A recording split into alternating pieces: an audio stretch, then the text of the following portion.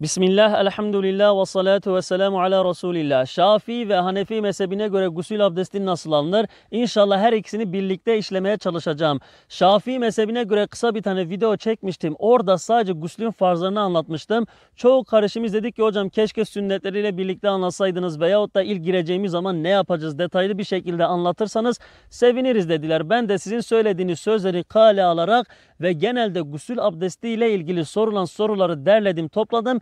İnşallah bu videomuzda sizlerle paylaşacağım. Sosyal medyada Şafii fıkhını anlatan hocalarımız az olduğu için genelde Şafii mezhebine bağlı olan kardeşlerimiz Hanefi mezhebine bağlı olan hocalarımızı dinliyorlar. Kendileri de fıkıh konusunda ayırt edemedikleri için karışıklık oluyor. İnşallah elimden geldiği kadarıyla hem Şafii fıkhını hem Hanefi fıkhını sizlerle paylaşacağım. Şimdi videomuza geçelim. Diyelim ki işte cünüp olduk, gusül abdesti alacağız. İlk önce banyoya girmeden önce lavaboya gidelim, orada küçük abdestimizi yapalım. Peygamber Efendimiz sallallahu aleyhi ve sellem buyuruyor ki banyo yapacağınız yerde idrar yapmayın. İdrar yaptığınız yerde de abdest almayın. Çünkü vesvesenin çoğu bundandır. Hani bazı kardeşlerimiz soruyor ya hocam namazda vesvese geliyor bana. Abdest alırken vesvese geliyor veyahut da değişik vesveseler geliyor bana. Ne yapmam gerekiyor? İşte vesvesenin bir kaynağı da budur kardeşlerim. Banyo yaptığımız yerde idrar yaptığımız içindir. İnşallah buna da dikkat edelim. Sonra banyoya gireceğiz. Girmeden önce kardeşlerim Eûzü besmele çekmek sünnettir. Sol ayağımızla gireceğiz. Bu da sünnettir. Çoğu yerde sünnet kelimesini kullanacağım. Baştan size açıklayayım. Sünnet dediğim zaman yaparsanız sevaptır, yapmazsanız günahı yoktur ve gusül abdestiniz de geçerli oluyor. Sonra banyoya girdik.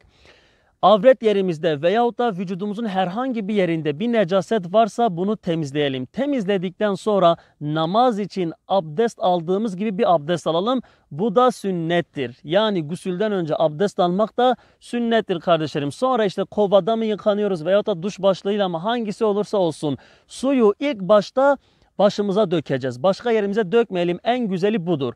Suyu başımıza döker dökmez niyetimizi kalpten getireceğiz. Bu farzdır kardeşlerim. İçimizden getireceğiz niyetimizi. Şafii mezhebine göre niyet etmek farzdır. Hanefi mezhebine göre ise sünnettir kardeşlerim. Bazı kardeşlerimiz diyor ki hocam ben içimden geçiremiyorum. Halbuki çok kolaydır. Başınıza döktüğünüz zaman içinizden geçireceksiniz. Bu kadar basit vesveseye gerek yok. Ama avam tabakada olan kardeşlerimiz hani bilgileri pek yok, yapamıyorlar, ben beceremiyorum diyorlar. Kısık bir şekilde de niyetinizi getirebilirsiniz. İnşallah sıkıntı yoktur bunda. Suyu döktünüz kardeşlerim. Niyet şekli de niyet ettim üzerimdeki büyük abdestsizliği gidermeye veyahut da niyet ettim Allah rızası için gusül abdesti almaya. Kürtçe'de söyleyelim. Min niyete gusla ve cenabetiye serhva rakem. Hangi min niyete farzan nemeje serhva halal bekim. Değişik niyetler var kardeşlerim. Hangisini getirirseniz şayet doğru ise o zaman sıkıntı yok. Ama siz diyorsanız hocam acaba benim niyet şeklim doğru mu değil mi ben bilmiyorum. Vesveseye girmiş iseniz yorum kısmında inşallah nasıl niyet ediyorsanız bana söyleyin. Yorum kısmında yazın doğru mu yanlış mı inşallah sizlere cevap vereceğim kardeşlerim. Niyetimizi getirdik işte suyu döktük başımıza. Ondan sonra ağza ve buruna su verelim. İşte Şafii mezhebinde olan kardeşlerimiz bu konuda Hanefi olan hocalarımızı dinledikleri için karıştırıyorlar. Şafii mezhebine göre ağza ve buruna su vermek sünnettir. Hanefi mezhebine göre farzdır. Şafii olan kardeşlerimiz isterlerse yaparlar, isterlerse yapmazlar. Yaparlarsa sevap kazanırlar. Ondan sonra sağ omuzumuza 3 defa suyu atacağız. Bu da sünnettir. Sonra sol omuzumuza 3 defa suyu atarsak bu da sünnet oluyor. Yani sağdan başlarsak. Ondan sonra kardeşlerim bütün vücudumuzu yıkayacağız. Kuru yer kalmayacak şekilde ondan sonra çıkalım. Hiç böyle gusül abdestini abartmaya gerek yok. Vesveselere girmeyelim ve kuru yer kalmayacak şekilde dediğimiz zaman da bazı kardeşlerimiz maalesef ki vesveseye giriyorlar. Banyoya bir giriyorlar işte yıkanıyorlar. Acaba tırnak arama su girdi mi? Ayağımın altına içine veyahut da farklı bir yerime su girdi mi gitmedi mi diye vesveseye takılıyorlar. 1 saat, 2 saat, 3 saat banyoda kalıyorlar. Bunu yapmayalım kardeşlerim. Vesveseye gelmeye hiç gerek yok. Yaparsanız şayet böyle hem suyu israf etmiş olursunuz hem de zaman kaybı yaptığınız için her iki konuda da günaha girmiş olursunuz. İnşallah buna da dikkat edelim. Bazıları işte soruyor hocam biz banyoya girdiğimiz zaman İlk başta işte yıkanıyorum, sabunla güzel bir şekilde yıkanıyorum 2-3 defa. Ondan sonra diyor niyetimi getiriyorum, yeni su atıyorum. Hiç böyle yapmaya da gerek yok. İlk girdiğimiz zaman dediğim şekilde yaparsanız inşallah sıkıntı yoktur. En güzeli de böyledir kardeşlerim. Şimdi genelde sorulan sorulara cevap vermeye çalışalım. Mesela bazıları diyor ki hocam çıplak bir şekilde banyo yapabilir miyiz? Çıplak bir şekilde banyo yapmak mekruhtur. Şayet avret bölgemizi kapatırsak sünnettir. En güzeli de budur. Peygamber Efendimiz sallallahu aleyhi ve sellem buyuruyor ki sürekli yanınızda melekler bulunduğu için onlara karşı hayalı olun, edepli olun. Bundan dolayı bundan kaçınalım inşallah kardeşlerim. Şayet kapatmasanız da gusül abdestiniz geçerli oluyor.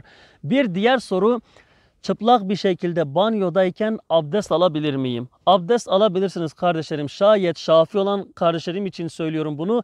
Elimiz avret bölgemize işte değmiyorsa o zaman sıkıntı yoktur. Hanefi mezhebine göre zaten abdesti bozmayan şeylerdendir avret bölgemize dokunursak. Bir diğer soruda kardeşlerim, gusülden önce işte etek tıraşı veyahut da koltuk altı kıllarımızı alırsak mekruhtur. Gusül abdestimizi aldıktan sonra inşallah bu temizliğimizi yapalım. En doğrusu, en güzeli de bu şekildedir. Bir diğer soru da bayan olan kardeşlerimiz soruyorlar. Hocam işte küpeli mi veyahut da küpesiz bir şekilde mi banyo yapacağız? Bazı hocalarımız diyor ki küpe şart. Bazıları diyor ki hayır, küpe olmadan da olabiliyor. Kardeşlerim her iki şekilde de yaparsanız sıkıntı yok. Gusül abdestiniz geçerli oluyor. Şayet küpe varsa oynatalım, oraya su atalım, tamamdır. Veyahut da küpe yoksa bile o deliğe su atalım, hiç vesveseye gerek yok. Geçerli oluyor. Bir diğer soru. Niyet ettiğimiz zaman kaç kere niyetimizi getireceğiz? Kardeşlerim genelde 3 defa getiriyorlar bazı kardeşlerimiz. Bu farz veyahut da sünnet olan bir şey değildir. Bir defa getireceğiz, yeterlidir, sıkıntı yok. Bir diğer soru ise niyete başlamadan önce Eûzü Besmele çekebilir miyiz? İçimizden geçirirsek sünnettir. Sesli bir şekilde söylersek bazı hocalarımız mekruhtur diyor. Ama siz elinizden geldiği kadarıyla yaparsanız, şayet o sevabı almak istiyorsanız içimizden inşallah Eûzü Besmele çekebilirsiniz. Sonra niyetinizi inşallah getirirsiniz kardeşlerim. İnşallah bu videomu paylaşın, çünkü çoğu kardeşimiz gusül abdestini yanlış alıyor, bilmiyorlar, utanıyorlar sormaya. Facebook'ta, Instagram'da, özellikle WhatsApp durumunuza atın ki belki çoğu arkadaşımız görür de izler, onlar da yanlışlarını düzeltirler. Veyahut da yakın olan arkadaşlarınız varsa videomuzu onlara atın, onlar da izlesinler. Geçen 30 yaş üstü büyük olan bir abimize sordum. Dedim ki gusül abdestini nasıl alıyorsun? Dedi ki hocam işte banyoya giriyorum. Girmeden önce işte bir sürü dua okuyormuş. Girdikten sonra kardeşlerim işte 3 defa niyet getiriyorum dedi. Sonra bir Fatiha okuyorum. 3 Kul huvallahu ehad, işte bildiğim bütün sureleri okuyorum. 3 defa kelime-i şehadet getiriyorum. Ya mübarek dedim, sen içeriye dua etmeye mi gitmişsin, Kur'an okumaya mı gitmişsin? Yani bilmiyorlar veyahut da niyet şekli bile yanlıştı. Ondan dolayı kardeşlerim, bilmedikleri için elimizden geldiği kadarıyla o kardeşlerimize yardım edelim. Onlarla da paylaşalım bu videomuzu. İnşallah hangi videomuz olursa olsun paylaşalım, destek olalım. Ehli sünnet olan hangi hocamız varsa bu sosyal medya platformunda destek çıkın ki sosyal medyayı bizler ele geçirelim. Küffarın ve fuhşiyatın, ahlaksızlığın mekanı olmasın. Velhamdülillahi Rabbil alemin.